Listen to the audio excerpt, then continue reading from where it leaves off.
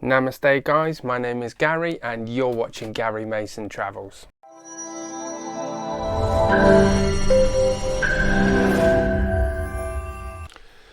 This week I will be answering the question, is India expensive? Now this is a question that is coming up frequently, and the simple answer, the one that we're all familiar with, is not at all, but it really can be.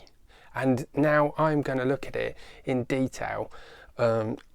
What sort of money were you going to have to set aside? Because India's on many of our bucket lists. I mean, it must be on yours. You're tuning into my station, so I'm guessing you're interested in the answer.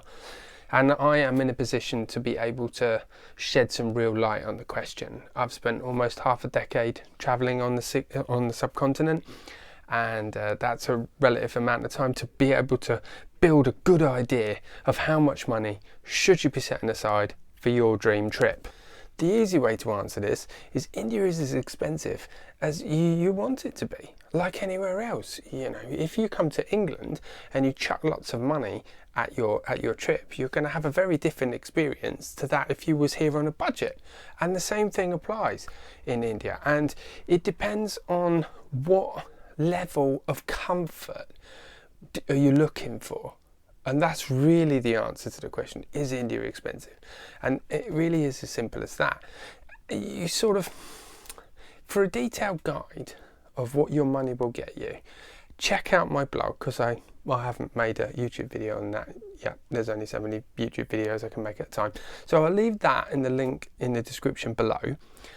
Have a look, see what your money is going to get you, and then you can decide from there, is your journey going to be expensive or not?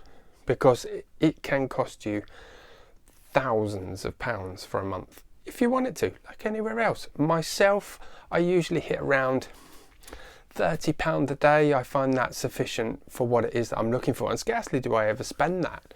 And so that's the answer to your question, and that is the concise answer to your question. Don't listen to anyone else that says you can travel on £20 a day or $20. I've seen a lot of blogs that suggest that you can travel on $20 a day. Now I think that's very irresponsible to tell somebody that, because no, you cannot travel on $20 a day and it not compromise your experience. And since you're only there once, why would you do that? I mean, it's not going to work. Let me put it into perspective for you, because I know it's not what people want to hear. And when people say you can travel for $20 a day, I know they're going to get clicks, but that's deceiving you. You're going to turn up with unreasonable expectations of what you will or will not be able to get out of your time. I mean, like anywhere else in the world, as India hurtles into the future, the cost of everything will go up. And I suspect, and I'm prepared to bet, if you was going to speak to an Indian person and you say to them, is things getting more expensive in the country? I predict I know their answer. Maybe 10 years ago, you could get by on $20 a day, but it's not going to work. I mean, if your budget is $20 a day, yet the Taj Mahal currently costs you $17 to get into, how would that work? How would that work? I'm not going to lie to you, and I'm not going to put a set figure on it, because that's insane, because it depends on the individual person.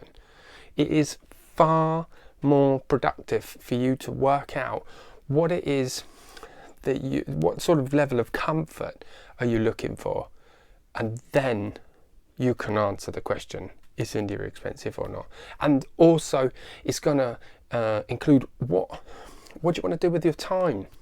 If you just want to sit back and go and see some sights, that's not very expensive. But if you're going to engage in a long haul mountaineering expedition on Kanchenjunga or up in Ladakh, or you're going to learn how to dive in the Andaman Islands, of course it's going to spend more. So that is the most coherent and useful answer for you. For me to say it's going to cost this much money, that doesn't make any sense, does it? Without bigging myself up too much, that is probably one of the most productive answers that you're going to find anywhere, because how can you possibly predict what somebody else is going to spend and say you're going to spend $20 or $30 a day? Do your research, build a plan, because a plan, I cannot overstate the importance of a plan and how much that is going to benefit from you if you're going to have a detailed plan of what to expect, because you can see the financial implications before they hit.